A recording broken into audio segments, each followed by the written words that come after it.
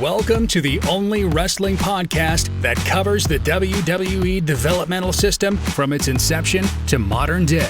From OVW to MCW, the HWA, Deep South, FCW, and much more. Hosted by Brian Asbury and Mortimer Blankenship. Now let's dive into what could have been, what should have been. Welcome to Developmentally Speaking. Hey, before we get in this episode, can you do us a favor? Will you go ahead and subscribe to the channel? Will you ring that notification bell? And if you would, give this video a like. Well, enough of that mumbo jumbo. Let's get to the episode. Let's talk developmentally speaking, glow up, and connecting through wrestling. Hey everybody, I'm Morty. And I'm Brian.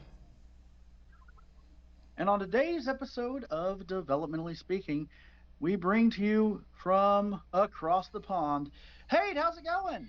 It's going well, guys. Good. Talk to you both. Yeah. Thank you. Thank you so much for coming on today, taking time. I know with the time difference, it can be a little difficult to schedule an interview. So let's get this going so we don't take up too much of your time. The first question is, what made you get into professional wrestling?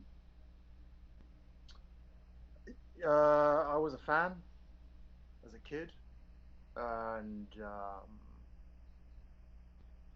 never thought that wrestling would be something that I could get into. You know, in England at that time, there wasn't a big network of schools. There wasn't a scene that I was particularly aware of. Right. And it was while I was at university studying theatre that I discovered that there was a pro wrestling school back in London. So I was in university in Plymouth, which is 5 hours drive from London, which to everyone in the US is nothing. That's like a trip to the shop to get some milk. But in the UK, 5 hours might as well be a different country. So I was studying theatre down in Plymouth, learned about a wrestling school, checked out the school on my sort of summer break, and basically decided then that I want to be a wrestler. So I dropped out of uni. Oh. That's all she wrote. Wow. I find it. I can relate to the whole being in theater and then going to wrestling, because I'm always asked by people, "Wow, so you're in professional wrestling? Did you wrestle in high school?" I'm like, "No, I was a drama kid." I did plays and musicals and stuff like that. So you went to the school and saw what it was all about. So when you decided that you first wanted to get into the school, how did that process go? What exactly did you have to do? I just had to show up. And it was very basic. We didn't have a ring. It was just some mats. There were quite a few people there. You had some good numbers. It was a guy named Alex Shane who set up a school at a local, not particularly local to me, but at like a leisure center. And he had a few people there, but it was just mats in a room, and Alex demonstrating moves, and then we would do the moves, and that was pretty much it. Wow. And I went up with a buddy of mine, the Duke of Danger, as he became known on the British indie scene. Mm-hmm. We got into the business at the same time, and we were friends from high school, I guess you guys would call it. So we got into the business through Alex Shane's school at the same time. Wow. So there were just mats on the floor. I'm sure learning how to take bumps on that had to kind of suck, didn't it? I come from a martial arts background. I've always done martial arts growing up, so bumping was as easy as eating pancakes for me. Other people struggle with it. My buddy Dane, the Duke of Danger, he wasn't so used to it. Mm-hmm. But I feel that learning the basics, the fundamentals of wrestling or just movement, and learning how to fall on mats where there's only just a floor beneath you, is going to stand you in good stead for when you actually get in the ring. Yes. You have to learn how to do it properly, otherwise you get fucked up. So. Oh, absolutely. Very much so. That is true. let's go back. You said you were the reason you got into wrestling was you were a fan. Mm. Um, who were some of your wrestling icons, your heroes when you were a kid? Um, when I was really young, it was Tatanka, Oh, the nice. American superstar Tatanka. Love that guy. Yeah, just love the whole gimmick. Love the whole undefeated streak thing that he went through. Mm-hmm. I think he lost to was it Ludwig Borger? Beat him. Yes. That was Yes. heartbreaking to me. So yeah, it was Tatanka, and then as I got a bit older, it was Shawn Michaels. It was that kind of era. Diesel, Razor Ramon, those guys. Loved all those boys. That's awesome. Yeah. And then it I was, was, it was the whole NWO thing. I hmm was a teenager at that time when it was the Monday Night Wars. I was about sort of 15, 16, and it was all kicking Mhm. off. So Oh yeah. that was my era. How was the independent scene over there as you're learning and growing? Well, when I first got into it, it was just starting up again. Hmm So, I don't know if you guys are aware, but there was a pretty huge wrestling scene up until up until the very early '80s. The UK had a really thriving wrestling scene, and our guys would travel internationally, and we had a really good reputation as solid technical workers. That was hmm something the Brits were known for. And then it kind of died out in this, from the early '80s on, and there was nothing much apart from the American product. Mhm.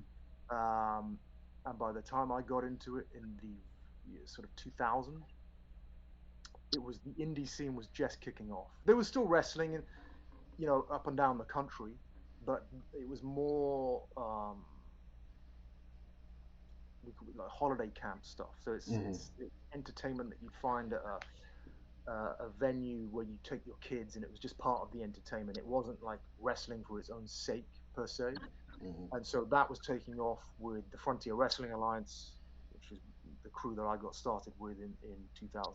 So that's how it was. So we were kind of at the start. Myself, Paul Birchall, a few other guys um, were at the crest of that wave in the UK, and it was around the same time that I think ROH was taking off and becoming really big, and so there was a lot of interpromotional stuff that was happening. It was really cool. It was a really interesting time to be in the business, to get into the business. So almost like a wrestling renaissance happened as you were Exactly, getting. That's exactly. awesome. Yeah. Yeah. So you talked about you know being known to be technical wrestlers. So when you first started, I know in America when we first start training, the first thing you learn are bumps and then ropes and then there's a certain method usually for everyone. When you said he would do a move and then you would do it, was that a lot of like chain catch as catch can wrestling or was it like hip tosses? What was it? There were some hip tosses. There were some hip tosses. The a lot of the wrestling style that the British guys were known for had kind of died out. Actually, that really crisp technical wrestling had been, I guess, subsumed by the more American bombastic kind of characters and high flying stuff that other countries were known for. So in that sense, we'd kind of lost our identity by the time the Renaissance came around. It was very much, when I started, I was very much learning the American style, um, which was kind of all I knew, because hmm that's all I'd seen. I caught the tail end of British wrestling when I was really young, but I'd forgotten about it. So all I'd ever seen was WWF. Or Well, yeah, because like I'm trying when I think of British wrestling, I think of like Billy Robinson and Hmm. stuff. Yeah, stuff like that. Of course, Yeah, so yeah, but that had already. I mean, Billy Robinson. I know he did a lot of training in Japan, a lot of teaching and coaching in Japan. I don't know that he was doing anything over here. He wasn't. He certainly wasn't a name that was. Um, he wasn't on the circuit over here. hmm There, we still had some technical wrestlers, but they were very much an old guard, and hmm they were moving in the sort of the new wave circles that I was. I subsequently started working for these older companies that I didn't even know existed until I got into the business. But there were some companies that had been around since the fate, since before the early British wrestling scene had faded. Mm-hmm. They were still there. They were working these holiday camps and all that kind of stuff, and they were very much in the kind of they were very low key. And it wasn't until I got into the business that I started to work for them. And some of that older style was still there in those promotions, but it wasn't receiving any international press, or it wasn't a thing on the internet. It was that had died down significantly, Right. which is a shame because it's great. It's yeah, it is. It's great. So you're doing the independent scene. How do you catch the attention of the WWE? Yeah, so I was actually on my way out of the business. I was kind of done with wrestling. I'd traveled a fair bit. I'd done a stint in Puerto Rico and done a lot of time in Europe, traveling around for various promotions. Um, but I felt like I'd gone as far as I could go financially. Um, I think at that point I was at the top of the FWA, and they were still the biggest company in the UK at that time, which isn't really saying much. They're still like an indie company. But I'd gone as far as I could go, and all my friends in the real world were moving on with their lives, partners, jobs, buying houses, all that kind of stuff. And I was looking at all of them get further and further out of reach. I'm still dicking around here in wrestling rings for not that much money per evening, trashing my body and all this kind of stuff. So I was like, you know what, I'm done with this. I'm going to go back to personal training, which I'd sort of done on and off for a few years. And I'd really kind of made my peace with walking away from the business. And then my dear friend, Katie Lee Birchall, was that her wrestling name? Kat. She teamed with Paul. She was like, hey, she was already in, I think she was in OVW at that time. Maybe she'd already made her TV debut. I can't remember, but we were always in contact. And she said, look, the WWE is coming to London. Why don't you get on the house shows or get on the undercard or whatever? At the very least, you make a few $100 because they always need guys to go on the show. Right. Whatever. So I'll get you in. So she got me in. I went along not expecting anything. I was just there for the payday, maybe see some big names, take some pictures, whatever, mark out a little bit. But we all went ready for a tryout because that was always a thing. We knew they were going to try out the guys. And I'm not a huge dude. I'm 6'1"-ish. Never particularly jacked. And so didn't have any thought in my mind that I was going to get signed. I'd always wanted to go to Japan. That was my thing. For me, I was always about the art, the physicality of the wrestling. Getting to Japan was my big ambition. I never got to do that, but I did surprise myself by getting signed by WWE, and that was a very strange thing. There were, I think we did the tryout, we did the thing, and got paid. At the end of the night, I heard that they were giving out contracts to all. Must have been 8 of us, and word was going around. They would get a Stu Bennett, what was his, Stu Wade Barrett. Wade Barrett. Stu was there. I think Sheamus was there. Drew was there. A couple other young guys. Yeah, bunch of guys. And everyone was talking about, they're offering Drew a contract, they're offering Sheamus a contract. And I was like, oh, cool, didn't expect anything to come my way. And I think Drew McDonald, who's since passed on, not Drew McIntyre, Drew McDonald, who was kind of acting, I think, as a go-between for the UK guys and the WWE at that point, senior British wrestler guy. He said to me just as I was leaving, he said, "Oh, keep your ears open because I think they want to talk to you." And I was like, "Okay." And then left the building, didn't really think too much of it. And then a week later, I got a call, number flashed up on my phone that I didn't recognize. I realized subsequently that it was a number from Kentucky. And it was Nova. Yep. Nova on the line. He's like, "Hey, is this Hade Vansen?" I said, "Yeah, it's Hade Vansen." He said, "How would you like to come to the USA and wrestle for World Wrestling Entertainment?" I was like, "Sure, let's do it." And in that moment, my life turned upside down. I can Didn't expect, imagine. didn't see it coming. It was amazing. It was like, wow, this is like the heavens opened and contract just fell on my head. I've noticed. I don't know if Brian has noticed this, but I'm noticing in the interviews that we do that a lot of the people that we've talked to, they didn't get the contract offered to them right then. They got a phone call and was like, "What is this?" And it's become a trend in our interviews that everybody got the phone call instead of just getting it. And I'm wondering if that was because they wanted to talk to the people in the developmental first so that they could offer the contracts or what. I don't know, but that I've noticed that is a thing that people always got a. Am I right in saying that, Brian? Hmm. Well, I would assume that, I guess, just how, any business operates. You want to process the data and Hmm. take it to your people, and everyone sits around and they say, okay, well, this guy, he has this look, he's this big, and he can do this, and he can work, and or not, or whatever it is. And they mull it over for a little while, and they're like, okay, well, this guy, yes, this guy, no, this guy, yes, and maybe that's how it works. I assume. I think that night though, when we were at the show, I think they'd offered Drew and Sheamus maybe Hmm. on the night. You'll have to talk to them about that. Maybe I'm wrong, but I think that's what the deal was. Um, yeah, and then maybe the rest of us were offered subsequent to that. Did they give you an option of OVW or FCW, or was it just Tampa? No, no, they told me I was going to Florida, which was a relief because I'm not a big fan of the cold. Yeah. Yeah. Florida seemed like the place to be. So how was that transition?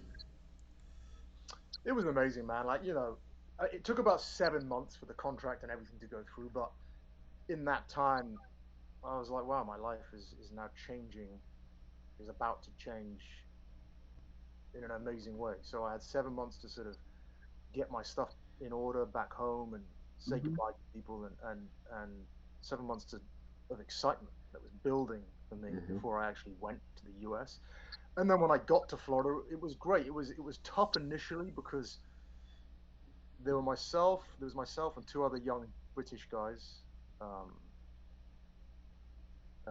Stephen Taylor and Chris Gray, and we were all living together initially. And I think Drew, Sheamus, and Stu, they went to OVW. I think they were up there first, or maybe Sheamus came to Florida. I can't remember.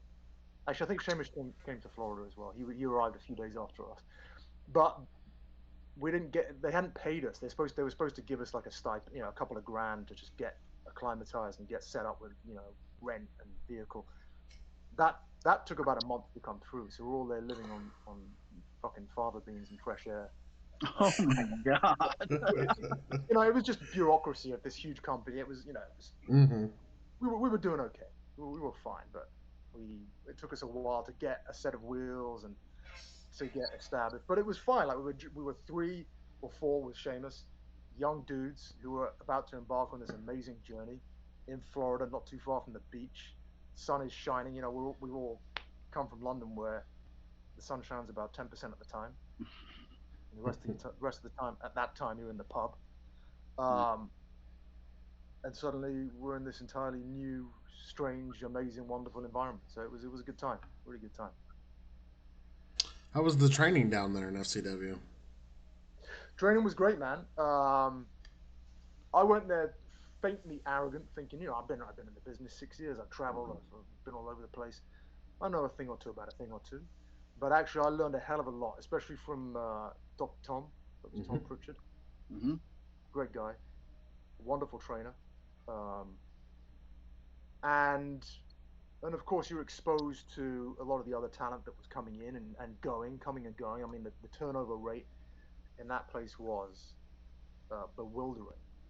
I remember we got there the first day or the first week or something, and we were like, "Wow, there's so many people." There must have been like 40 of us down there. It was actually like being at university. It was cool. It was all these young people just excited, and you go and study and you go and train for half the day, and then the rest of the day you're out hanging out doing whatever. Anyway, so we were looking around. There were so many new faces, and we were like, "Wow, this is amazing." And I think it was Johnny Curtis, who we were pretty tight with at that time.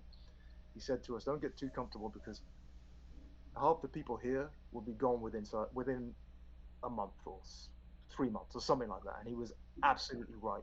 The turnover was phenomenal, which led to maybe you've heard this before, but there was always a vibe there. I mean, you to say you couldn't get comfortable would be an understatement. It was a real kind of like, oh, I've always got to be looking over my shoulder. Mm-hmm. But wrestling is in its own way incredibly competitive. So I don't think that was a surprise to the more experienced guys who got to FCW. Is it safe to say that you said you can't get comfortable, but was it uncomfortability, or did you feel like your head was possibly just heading for the chopping block at all times? I was too arrogant and too young and full of myself and confident in my abilities to think that they would ever let me go, Yeah. at least anytime soon, at least Mm-hmm. before they had a chance to see what I could or couldn't do. That was Right. my honest belief. Um, I think a lot of other people had that panic in the back of their head, had those alarm bells ring a lot of the time. I I didn't for myself. No, I didn't. I was like, this would be cool. I didn't get picked out of obscurity and travel halfway across the world just to get dropped in the first month or two. Like I'm Mm-hmm. I'm going all the way with this. That was Right. my belief the whole time. It seems like with OVW, they invested in people and they were trying to invest in the future.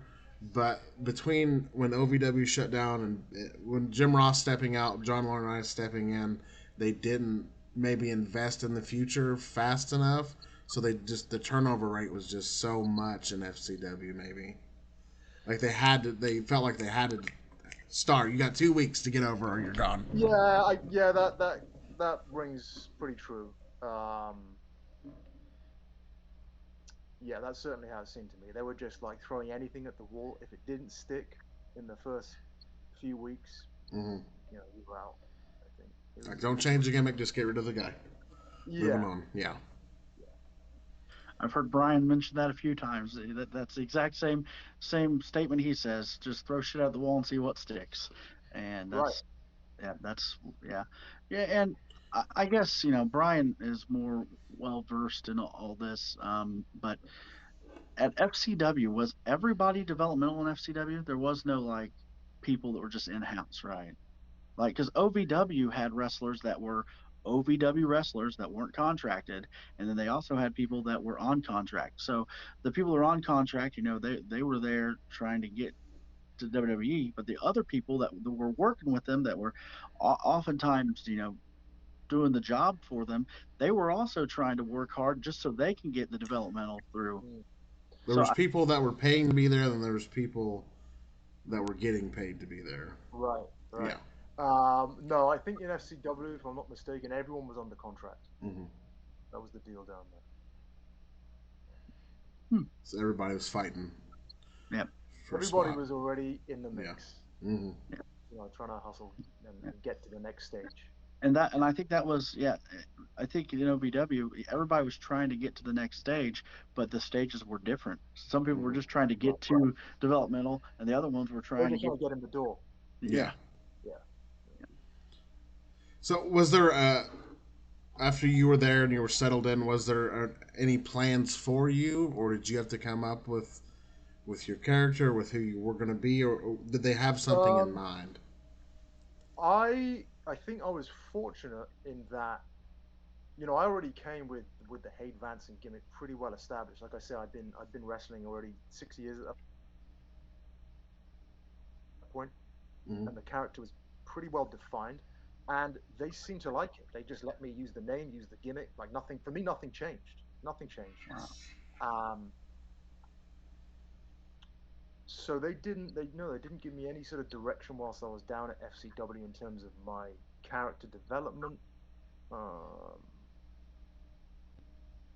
when I went up to SmackDown for the 5 minutes that I was there, that was a little bit different. I guess they had something more significant planned.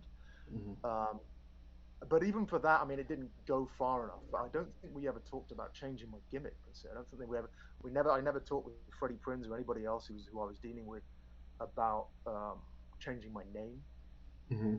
So I feel like it would have just been Hade Vansen all the way through. Wow. Now I remember those. They showed what was it, one or two? They showed two, It was maybe. just the one. It was just the Yeah. one vignette that we aired. Yeah, just tantalizing, just a little, and then they yanked it away. And interestingly, I heard there was a podcast that Freddie Prinze does, and he talked about that situation. And I, all these years later, never knew what the exact deal was with how I was released, because it was at the time of the financial crash. It was end of 2008, and they'd released like a bunch of people backstage in the office, and a bunch of the workers, a bunch of the boys and girls in FCW and elsewhere on the company. So I kind of got lost in, I guess I kind of got lost in that shuffle. But it was only since listening to Freddie's podcast that I learned a few more details about it and how, they'd aired it, and then it got in front of Vince, and it was Hunter who took exception to the vignette and myself going up against the Undertaker, and they decided that it wasn't something they wanted to go with, so that was it. Wow. I just don't understand why they would just be like, no. Yeah, I mean, to be as objective as I can, I understand from their perspective why they wouldn't want some unknown dude who's come up from FCW, who isn't a monster, to go up against the Undertaker, leading into whatever pay-per-view they were going to funnel it into. Like, I totally get why that maybe slipped through the net of Vince and Hunter, and to protect their business, they made a business decision. So I understand that. But on the other hand, it feels like a bad rib. I mean, yeah, but it felt like a rib at the time. Like, Felt like a rib at the time, but that's crazy to me. That they're like, yeah, we're gonna film this vignette, we're gonna do that, and then just pull it. What the hell? That doesn't make sense. Well, I mean, Freddie tells a story. He was there. He was there in the room, and it was his idea. It was his baby. The whole thing, the whole gimmick was, and this is what he told me. This is what I remember: is that he was going to have me as the leader of a faction of these sort of X-Men type bad guys. So kind of cool, not that we'd have actual superpowers, I guess, but we'd have that kind of vibe, Yeah. And every week I would send one of my dudes to try and wear down the Undertaker. I love that. And it would lead into here. This is what Freddie told me. Maybe, and now I think, on his podcast he tells it slightly differently, but this is how he sold it to me. And it was going to lead into the Undertaker and myself at WrestleMania. And I remember thinking when he sat me down, we were at some venue somewhere, some stadium, he was telling me this, and I was like, okay, buddy. Just thinking this is too good to be true, but whatever, I'm along for the ride. Yeah. Turns out it was too good to be true. Freddie's, the way Freddie tells it, he was sat in the production meeting. My stuff came up. They were like, okay, what have we got this week? And I guess my promo came up, and Hunter saw it and was like, well, we can't go with this guy. He's too small.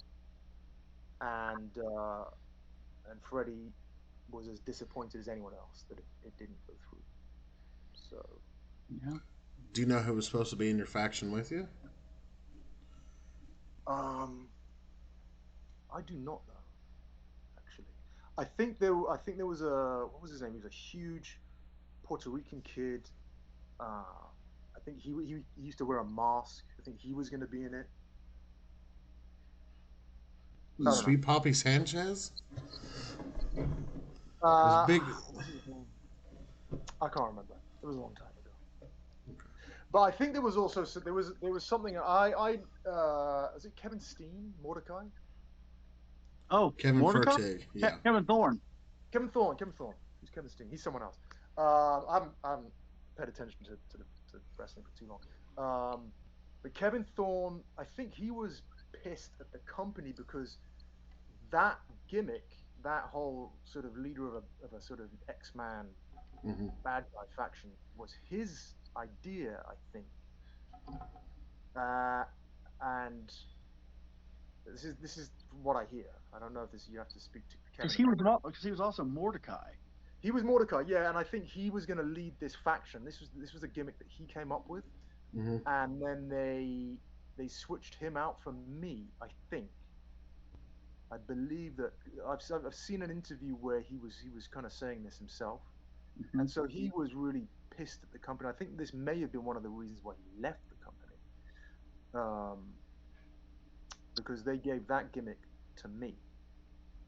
I could be wrong. I could be talking out of my ass, but this is the nature of wrestling. It's all so amorphous, and there's so many different sides to the story. So I don't know. These are just things that I've heard. Yeah. Professional wrestling, you actually learn the art of anal linguistics, so it works out. For sure. So, what happens after your release?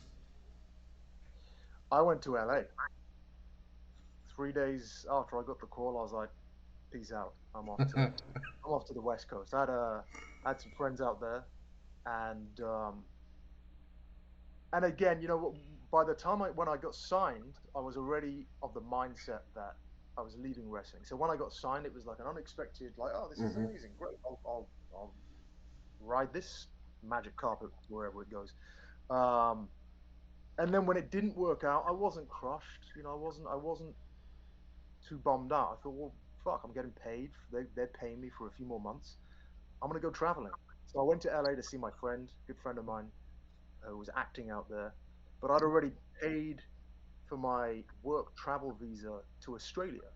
So both my sisters were living in Australia at the time. I was going to go to Australia, travel around for a year, and just bum around, get an adventure, see what happened.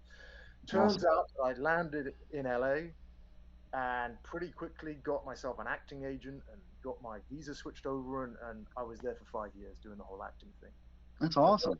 Australia at that time. So yeah, I just spent the next few years in Los Angeles bumming around. So, well, we don't really get to talk about this much. Let's talk about that acting career. What happened with that? What all did you do? Acting career? Well, I'm still acting. I'm still doing it. And acting is just like wrestling. It's up and down. It's a tough gig. But I've been very fortunate since coming back to the UK. Actually, in LA, I was really getting started, so I was kind of cutting my teeth out there. But I was working. I was doing some good stuff. And then since coming back to London, it's actually been really good because London is there's so much stuff happening in Europe, and London is the hub where it all kind of kicks off. So I'm really well situated to do, a lot of the films and TV productions they're filming over in Europe right now, of which there are a lot. So it's been good. It's been fruitful. What all films that have you done? That people would know, have seen. The people would know. That's a good question. I suppose the biggest film that I've done recently was the last Terminator. Although I ended up on the cutting room floor and that, but that was good fun. What else? I was in the Justice League, the Mummy. So I've done some smaller roles in bigger films and bigger roles in smaller films. That's kind of been the tail of the tape for me so far. That's awesome, though. I mean, fantastic. That's still exciting. It's got to be a thrill to do. Yeah, it's fun. I really enjoy it. I'm getting paid to do something I enjoy, and that's it. Yeah, I like wrestling as long as it's fun and I'm making a bit of cash. Keep my hand in. I've actually told other people this. Nova, Mike Bucci, he actually is acting now, and he does. He actually is part of a company based out of Louisville, and he's film or theater, or what's he doing? Film. So I think he does like Christian movies and stuff like that. It's pretty cool, for sure. he mentioned how if I ever wanted to, be in one once I got done doing this whole wrestling thing, to give him a call. So There you go. There's your in. yeah, It's because always good to know someone on the inside. yeah, I've managed Mike on a few indie shows. Okay. Yeah, so I've known him for a while. He's always been super nice to me, and I so when you said Nova, I was like, well, I know that guy pretty well. I didn't have too much contact with Mike. I dealt with him a lot over the phone, I think. Uh-huh. And then I think by the time I got to FCW, because it was 6, 7 months later. By the time I got there, I think he'd already left the company, I believe. All right. So we didn't have too much contact, but If there's any advice you could give to anybody trying to get into professional wrestling, what would you give them? Great question, man. What would I say? I would say don't take any of it too seriously. Mm-hmm. There's a lot of, wrestling is an industry built on egos. It's all sizzle no steak, and by that I mean it's a wrestling built. It's an industry built on people, portraying that they're tough and that they're this and they're that, but without any means of actually backing it up. So, and there's a lot of tough guys in wrestling. Let's not get it mistaken, but it's an industry that naturally breeds big egos, and I think I would say just don't get sucked into all that. There's a lot of silliness, but just enjoy it, make some money, do your thing, work hard, and go home, have a better. Awesome. Absolutely. Well, I want to thank you for taking time to talk to us today. We really do appreciate it. My absolute pleasure. Yeah, it's been an honor and a pleasure to talk to you. Very interesting things, for sure. Yeah, thank you. Thank you, guys. I appreciate everything, and appreciate you coming on. I'll keep in contact. I'd like to, see your film career keep growing and check out some more of your stuff. Absolutely, thank you. Hey everybody, it's Morty. It's Brian. And thank you for watching today's episode of Developmentally Speaking. If you could, please click that subscribe button. And don't forget to punch that bell icon so you can get notified whenever we go live or drop a new video every Monday. Well, thanks for watching, guys, and we'll see you on the next Developmentally Speaking.